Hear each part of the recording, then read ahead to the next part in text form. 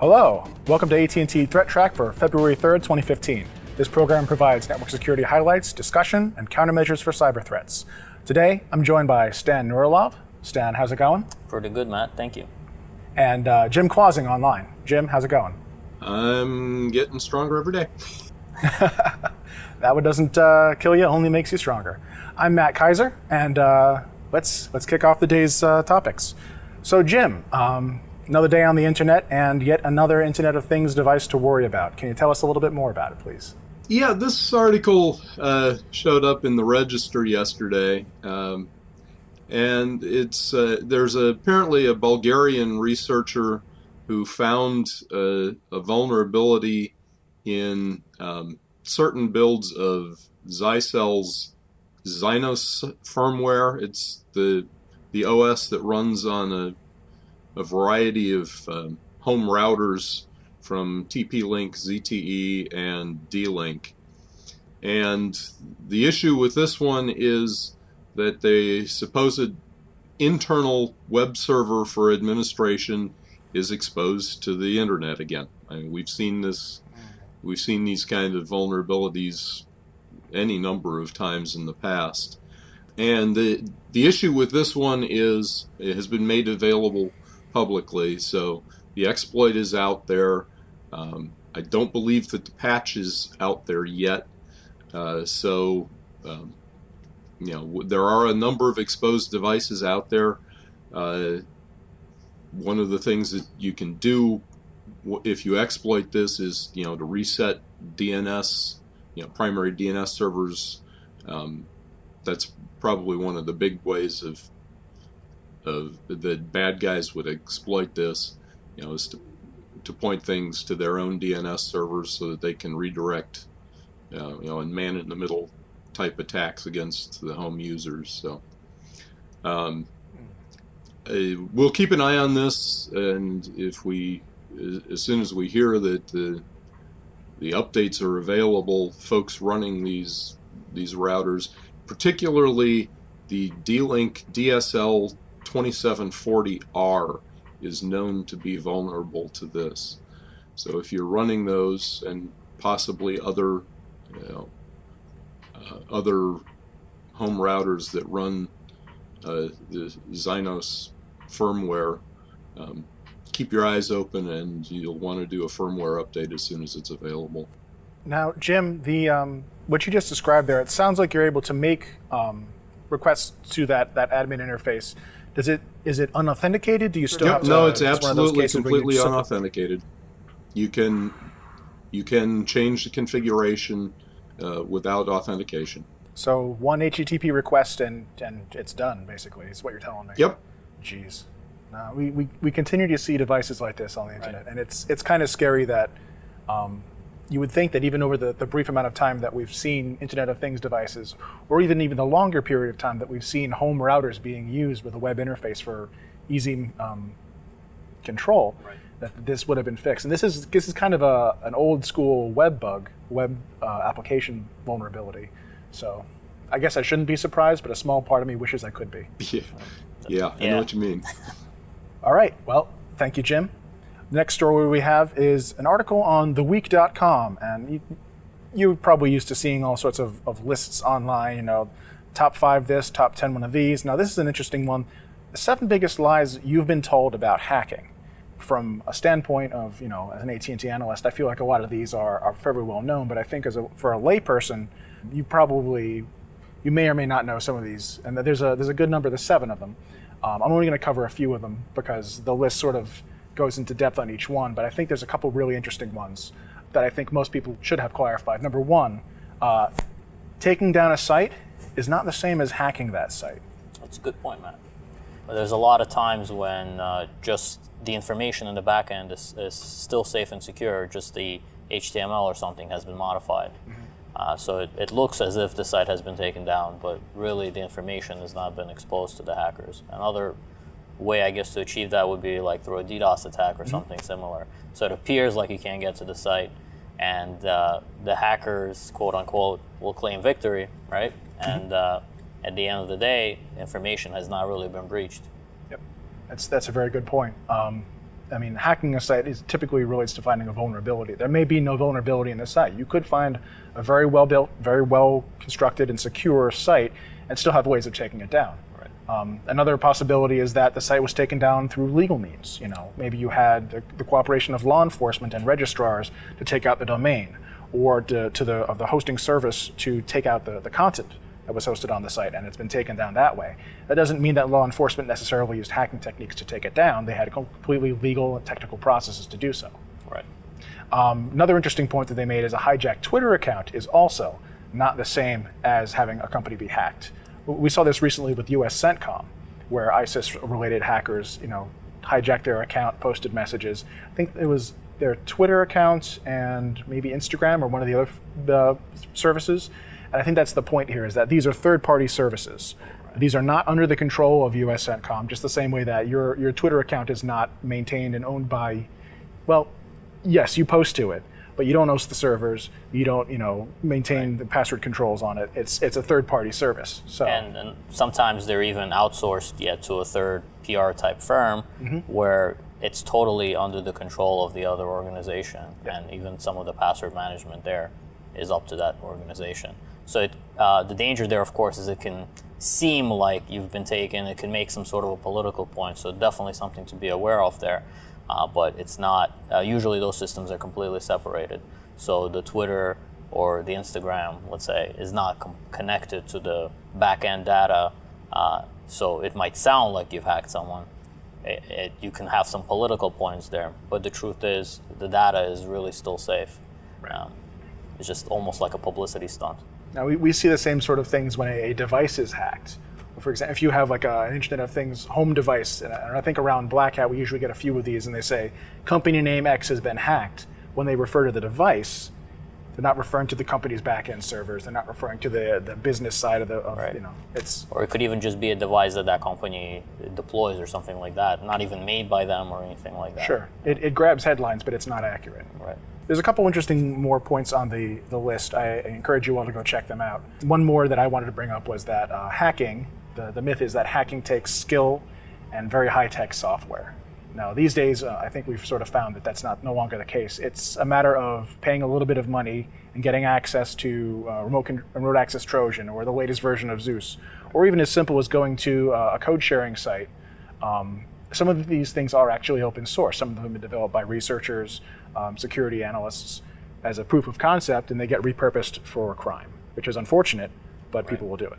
Right. Yeah, well, and I'm not sure that it's ever necessarily required all that much skill or high-tech software. The people are always the weakest link in the whole thing, and social engineering has been around for decades, and we see all that kind of social engineering attacks to get passwords or to get proprietary data, and that takes understanding people, but that doesn't take particular skill or software. That's true. We still see cases like when Syrian Electronic Army manages to convince a DNS registrar to repoint some domains for them to their own website. That's a form of hacking, but it's really more social engineering than anything else. Right. We also still see social engineering playing a large part in phishing campaigns, where the real hook is to get someone to download something they normally wouldn't by pretending to be somebody that they're not, or having a false sense of urgency, pressuring someone to take an action that they normally wouldn't take. So it's a great list. I recommend everybody go take a look at it, and maybe you'll learn something new, and maybe you're super security savvy and you're not going to learn a thing, but either way, I think it's a good read. So things that we ought to have to patch. On the top of that list, my computer. At the bottom of that list, though, I would have thought my car, but apparently not. That's right, Matt. So a couple of sources are reporting on the internet that BMW just issued a patch for their car. And most people should have gotten it over the air, so to speak. Maybe if your car was in the garage or something, you'll probably should refer to your owner's manual and see how to apply the patch, or go to the dealer or something like that. But it's an interesting situation, right? We're talking about Internet of Things, and one of those things is actually your car, the car of the future. Now, kudos, of course, to BMW for making sure they jump on this and already released a patch to make sure that this I guess, vulnerability has been closed off. Of course, this was never really taken advantage of by anybody. I think it was a group of researchers that were working with the company, and basically what they found out is that there's like a mobile communications mechanism with the car, basically using cellular data, and goes to BMW servers. If you're able to get into the middle of that communications with a man-in-the-middle attack, you'd be able to basically fool the car to do certain things that supposedly you could only do from your iPhone. And one of the reasons that could be is because they were using the HTTP protocol, so which is a clear text protocol and doesn't have the client-side authentication, or doesn't allow you to have that client-side authentication like SSL does. So part of the patch was, of course, to move to SSL, HTTP over SSL, and make sure that the car knows what the proper certificate for BMW servers is, and make sure it authenticates it before it tries to allow any of the functionality to, let's say, open doors or lower windows. So pretty interesting. I know that it's something that is definitely a topic of interest for me. When I get a car, I always play around with the technology, see what I can do. So this article kind of was dear to my heart. Does it sound like something that might be able to, I mean, I'm trying to get a feel for the criticality of the bug. It sounds like you can use it to open doors and do things while the car is not running. And does it control other systems like the brake system? What's the... Those systems should have been separate. Okay. So I think it's one of those features where, let's say you forgot where you parked your car or something like that, and you use your iPhone to find it or sound the alarm. So instead of using your key fob, you use your personal phone to do some of that. And I guess the way that works is the car is always connected to the servers at the company, or sends out some sort of a beacon and allows that functionality. But the problem was that I think it was unauthenticated, so the car didn't verify that it was really talking to BMW servers. But that's all been fixed now. Okay. It's good that they do have a patch process. I mean, I can think of a number of devices that, as they get older, you're not going to see any patches, and the security vulnerabilities will stay there forever. This is a good precedent to set, is to have some sort of management of patches for cars. Right, and I think that a lot of cars in the future are going to move to this model of being connected, and it has a lot of functionality, and I just hope that other manufacturers, as they do this, they take the lessons learned from other manufacturers and from the Internet of Things, right? From anything that we've seen, we kind of hope that they apply that to their discipline to engineer a secure product, not only a functional one or a convenient one. Right, because one of the things that Brian's always saying, about the Internet of Insecure Things is, the issue with the devices that don't have any sort of an automatic patch process, just like the home routers we were just talking about, the owner is going to have to know that they've got a device that's potentially impacted. They're going to have to go out and get the firmware update and apply it themselves. So, with more sophisticated devices, we really need an automatic patching process like apparently is the case here. Yep, totally agree. Next up, Jim, we have a little bit of a discussion on it's related to the recent glibc bug and finding what libraries you're actually using on your server. Right. We talked about the ghost vulnerability last week in the GNU libc implementation, and Johannes Ulrich posted something today over on the Internet Storm Center, useful for admins if they want to figure out, is anything on my system using the vulnerable library. The one point is the techniques that Johannes mentions here only show you if you're using a particular shared library. If you've statically compiled the library in, and if you potentially then strip out the symbols, and you may not, you may have a much harder time figuring out. But anyway, and probably most Unix and Linux admins understand this, but the first utility is LDD. You run that against a binary and it'll show you which dynamic libraries it was linked against, and it will then, if the library's been updated, then if you restart the process, then it'll run with the new one. The interesting trick that he had in here that I hadn't really thought about was the LSOF trick to see what processes are running that are potentially linked against outdated versions. Once you've applied the update, which processes do you need to restart if you didn't reboot the whole thing? So he's got an LSOF trick in here that is useful for seeing, which additional processes you may need to kill and restart. But basically, if you've done an update like this, your best bet is to reboot the system. Then everything restarts clean. But again, this only applies to binaries that are linked against the shared libraries. It doesn't handle the binaries that are statically compiled with these, and those you're at the mercy of whoever did the compiling to offer an update. But I thought it was an interesting reminder for those of us who may have forgotten some of this or who haven't been Unix or Linux admins for very long, of how we can go about finding out, what binaries are linked against what shared libraries. Yeah, thanks, Jim. I really think this is going to be a useful bit of advice for those of us who are out there on the front lines doing patching and just sort of for the general knowledge of how you can determine what it is that's actually operating on a Unix system. Now, nothing really replaces good patch management, version management, and change management, which would hopefully, if you were adminning a system, give you this information already. You wouldn't have to go and run this and find out, I'm running these particular versions. But in the case that you don't have that information, I know smaller to medium-sized businesses probably don't have the infrastructure put together to track that sort of thing. This is a great way to check as well. I don't know that we actually have a means of looking for that statically compiled code. I think this will get you part way, if not most of the way. Right. But I think in that case, I don't know. I feel like the best way you're going to find out is not to be digging through all of your binaries looking for the particular patterns that are indicative of a certain version of your glibc libraries, but rather to go and ask everyone who's written the software that you depend on, hey, are you statically compiling? Do we have to worry about this?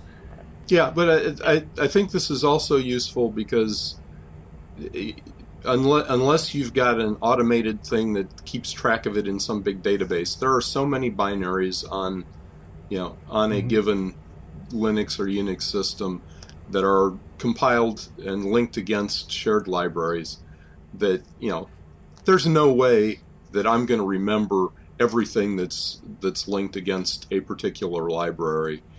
So you've got the tools that if you need to, you can go out and script it to run this kind of a check against it. Yep, fair enough. Thanks, Jim. So we're moving on to the internet weather, and got a couple interesting anomalies for this week I'd like to share with you. First off is the number of scan flows on port 5353 UDP, which is multicast DNS. You can see here that there's it's almost regimented scanning, very intense peaks of scans. I would say about 7 to 8 days apart. It's interesting. It's all from a known legitimate scanning source, an organization that does sort of scans and surveys of the internet. I don't think it has to do with any particular vulnerability, but it is interesting to see that they've got this sort of down on clockwork. So it's probably, I'm going to make a bit of a guess here, that I think that in the rest of the space between those, you've got a number of other ports being scanned as well. Didn't do the research on that, but I feel like if this intense of a scanning, it doesn't make sense to wait that long. And knowing their mission, I feel like this is a tiny slice of a bigger picture. The next one up is port 993 TCP, which is IMAP-S, secure IMAP. You can see from the graph that we have a certain increase in the duration of these scans around 124. You can see a couple peaks with that same time slice. At a large peak, I'm going to say around 131. That one's significant. This is primarily from a U.S. university, again with a mandate to do some sort of internet survey research. I don't think it's anything particularly to worry about from a security standpoint. And again, no known vulnerabilities at this point, but simply someone's trying to put together a picture of what servers are running what services. For their own knowledge, for what purpose, one can only speculate. Scan flows on port 10,001 TCP. Now, this one is related to a vulnerability.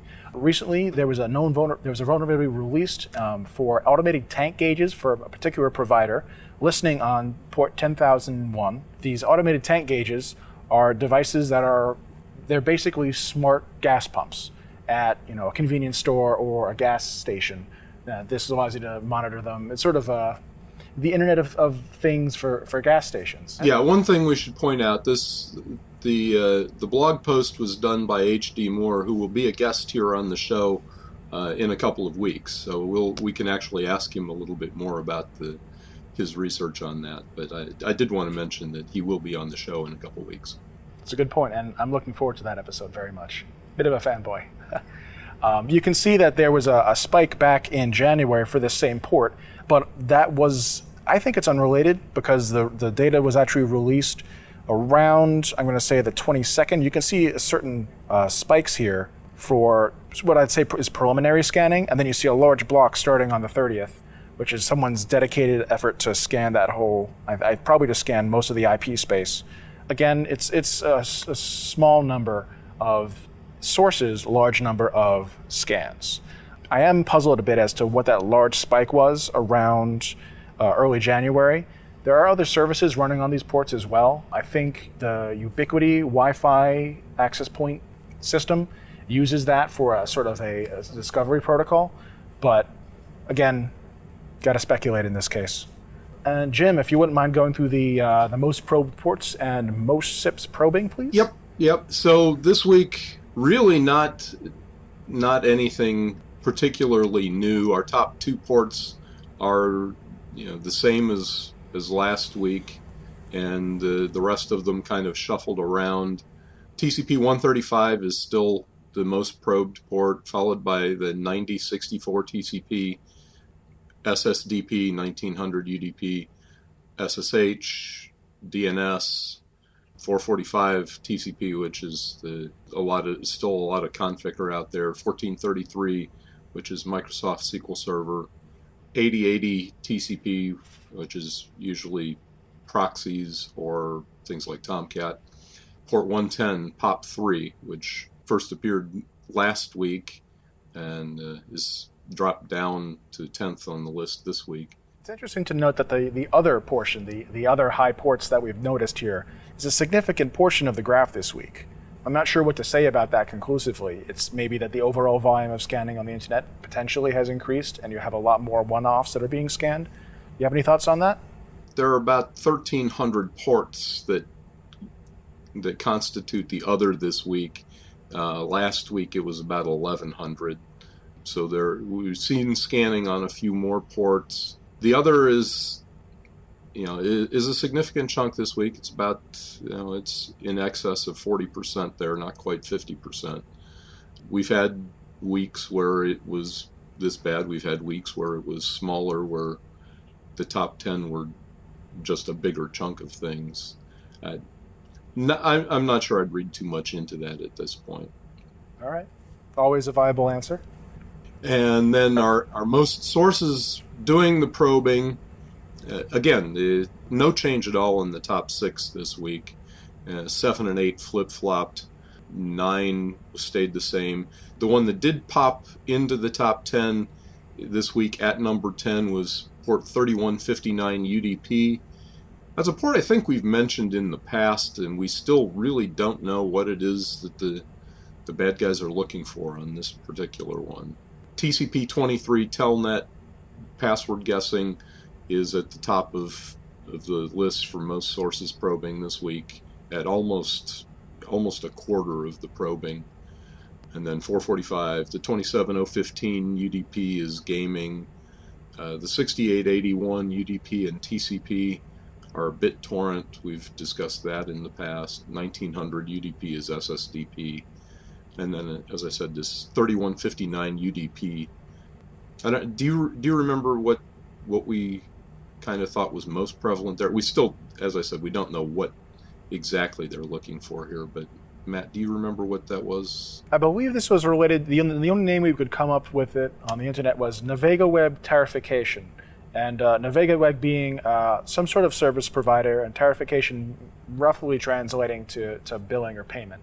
So I'm not sure what the actual service is, but we have seen it before, and we continue to be very interested in it. So if any of our viewers do have any more information about it, we'd love to hear about it. Yeah, so it's one that we really don't know exactly what's going on here. We continue to keep an eye on it, but all right. Thank you, Jim. That's our show for today. If you'd like to get in touch with us, you can email us at threattrack@list.att.com. You can follow us on Twitter. The ThreatTraq video is also available at att.com/threattrack and on the AT&T Tech channel on YouTube. There's an audio version available on iTunes. Thank you for joining us today. Thank you, Stan. Thanks, Matt. Thank you, Jim. We'll be back next week with a brand new episode, and until then, keep your network safe.